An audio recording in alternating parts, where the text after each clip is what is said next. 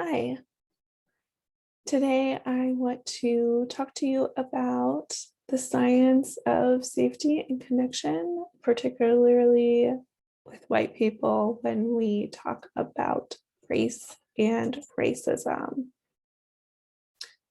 You notice, notice the space around my body, and I'm off center to create some space for you and to hold space for you and the emotions that this might bring up. Whatever is brought up for you is okay.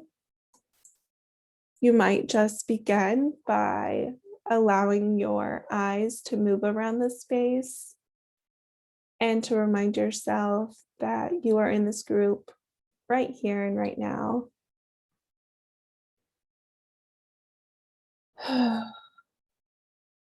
Just let your attention focus on the floor, supporting your feet,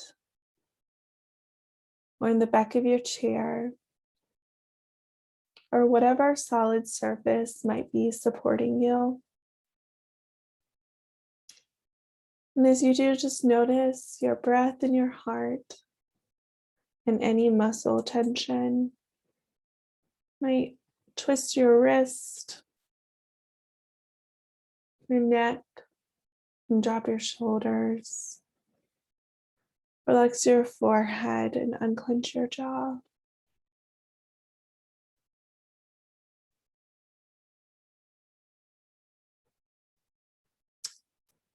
Throughout the day, our body responds to cues of safety and danger involuntarily through our physiological responses, through our body-based responses. You may remember learning about the five senses: sight, smell, taste, touch, and what you hear. We take in all that information through our nervous system throughout the day. Most of us are really good at naming our feelings throughout the day, or we might have an easier time naming our feelings throughout the day. Our physiological responses are more difficult. So I have created a resource on my Instagram page or website to help you track. You need to pause, come to this video and track, what am I feeling like deeply in my body? What is my somatic response?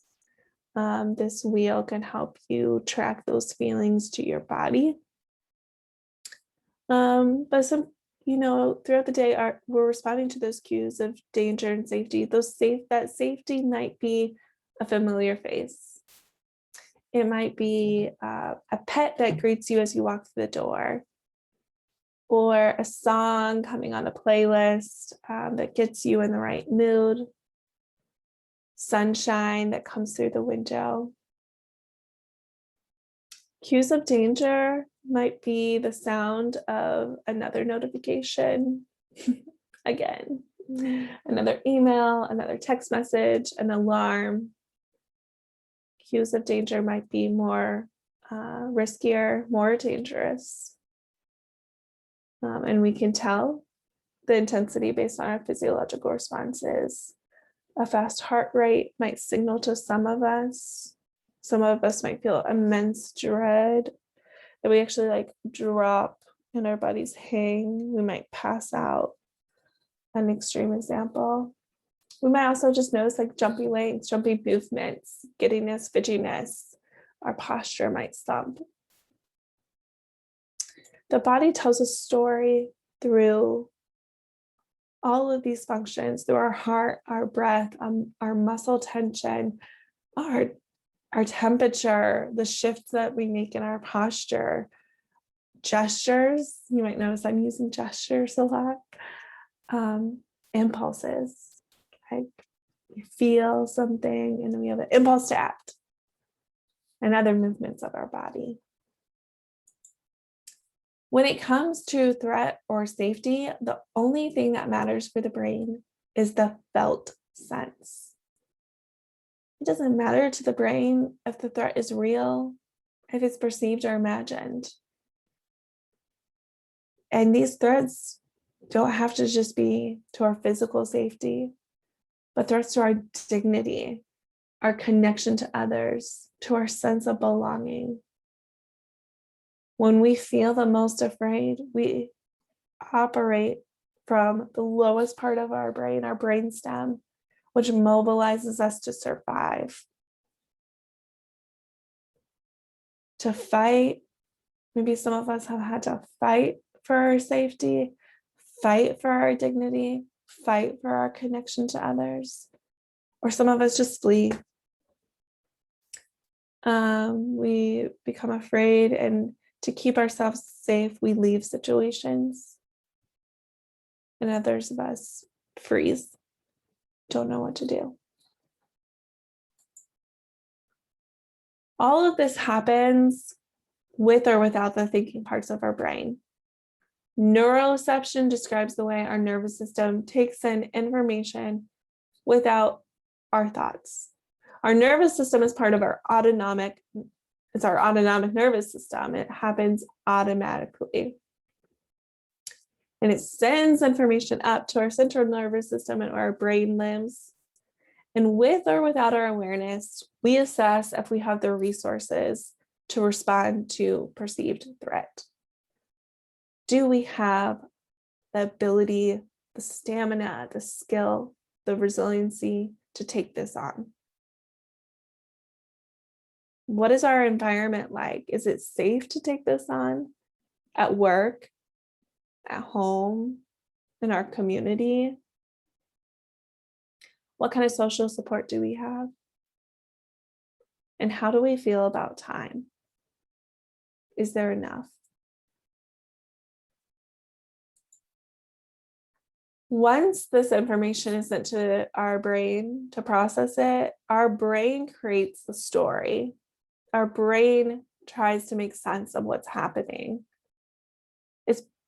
It's taking all of this and conceptualizing it around a story of connection, protection, or disconnection. Deb Dana has developed this ladder it's around polyvagal theory. The very bottom is our story of disconnection, that freeze response. This response evolved over 500 million years ago. It's the most primitive response when faced with threat in the wild. It's for us to play dead, to freeze. Second to that, a little bit up the ladder, is a story of protection.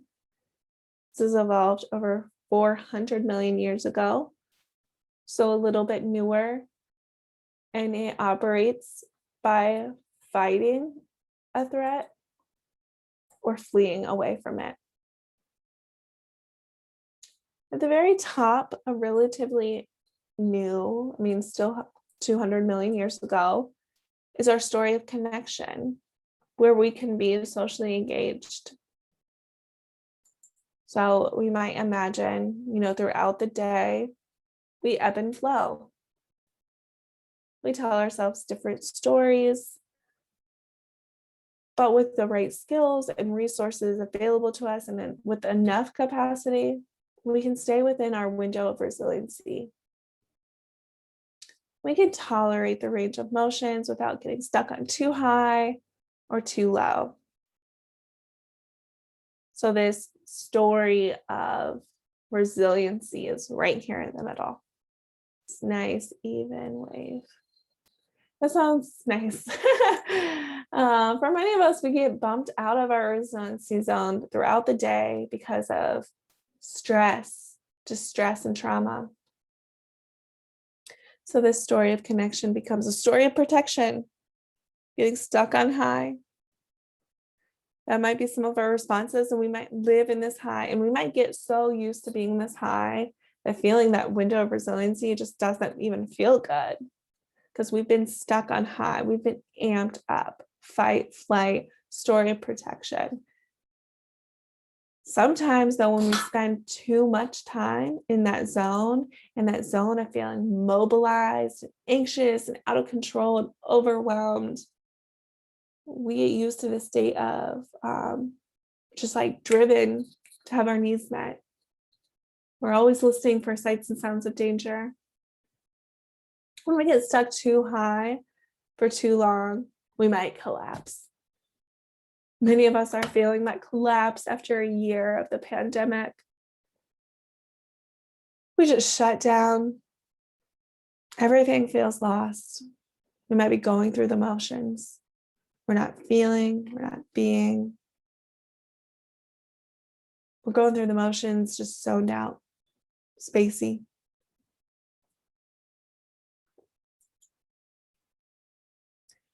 So whether we're in that state of high, low, protection, disconnection,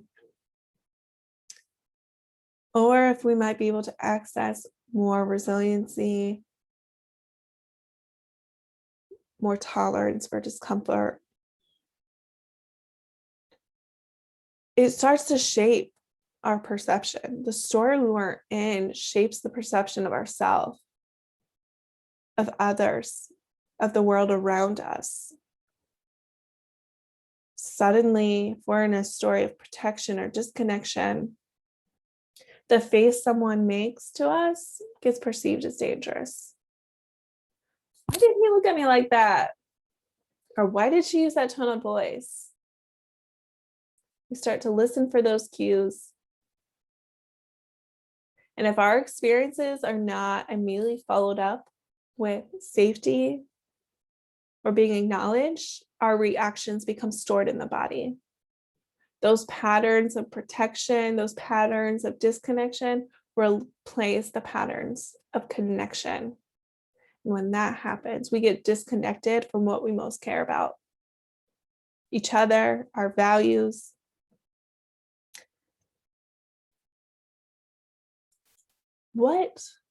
When you are in that story of connection, how do you know? What's the sense in your body? What are the resources, the people, the places, the pets, the things in life that bring you joy are in your story of connection? What moves you there? What gets you back into that even ebb and flow?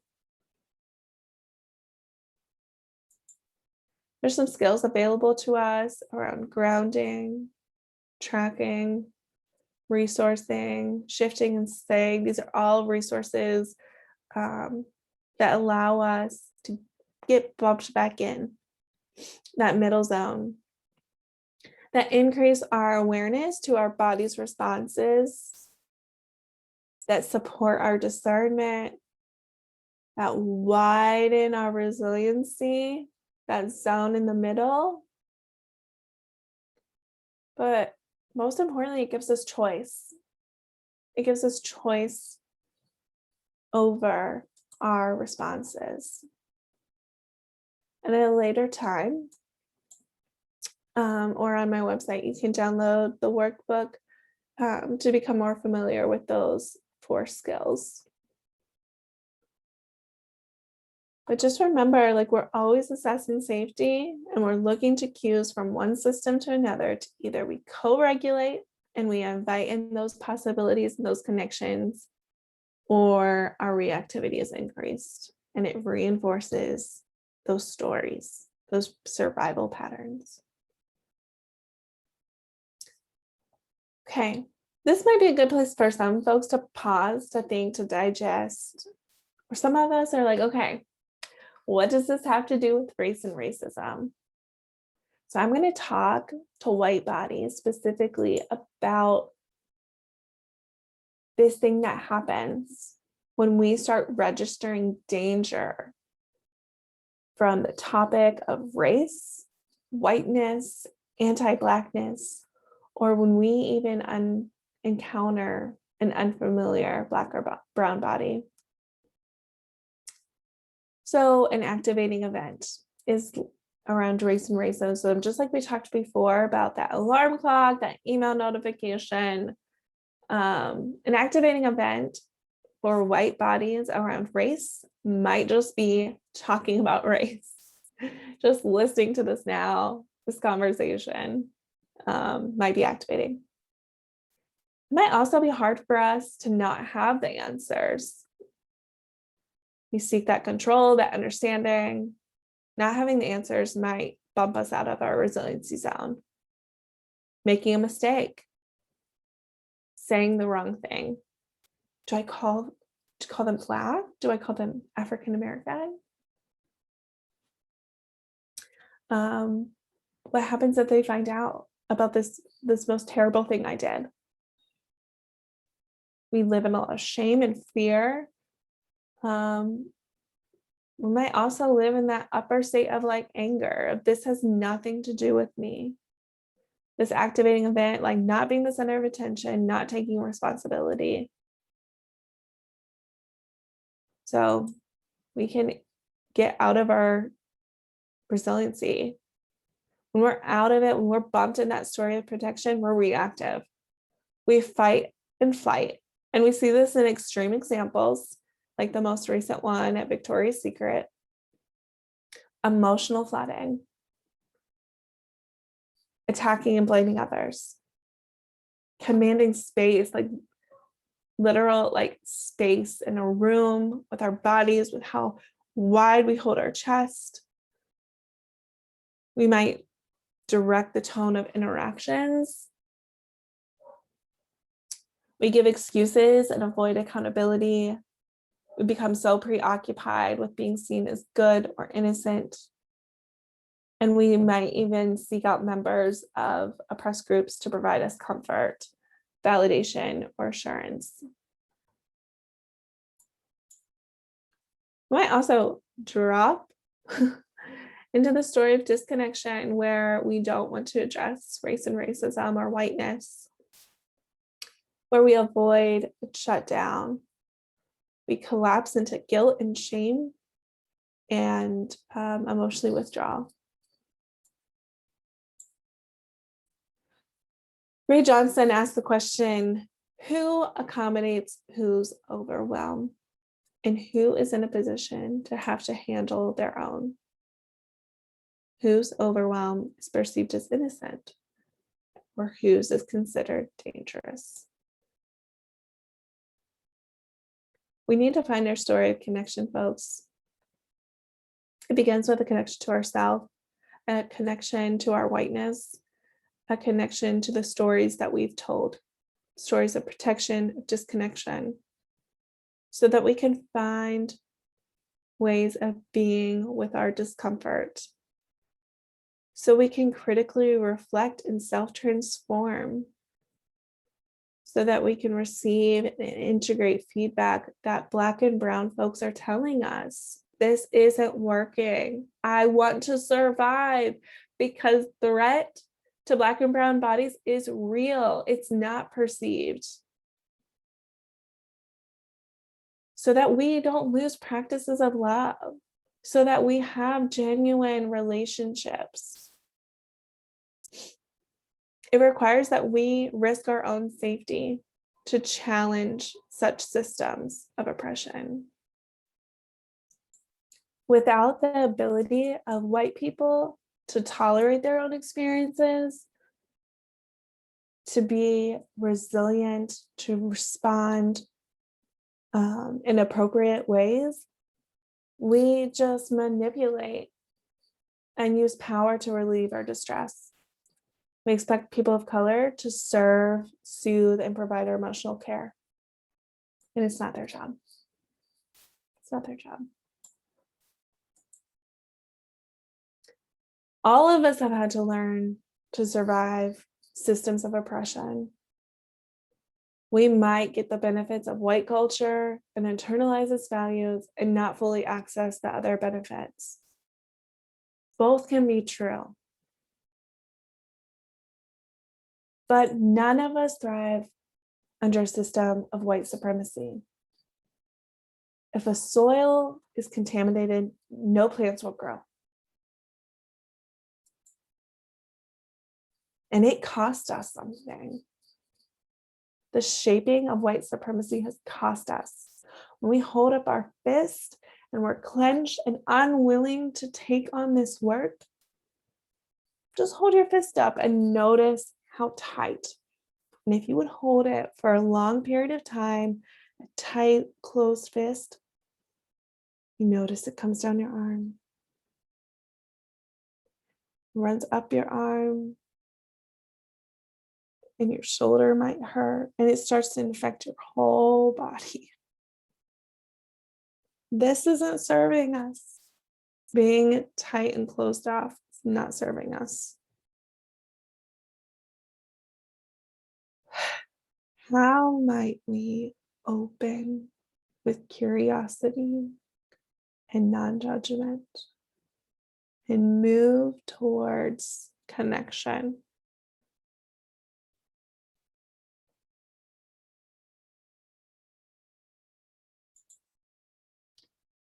These are some questions to think about. I invite you to replay, rewatch, to share, to put your thoughts in the comments below. There's some more work to be done around healing our shame. Today we talked about safety and connection, and I hope to be a resource to help you move there.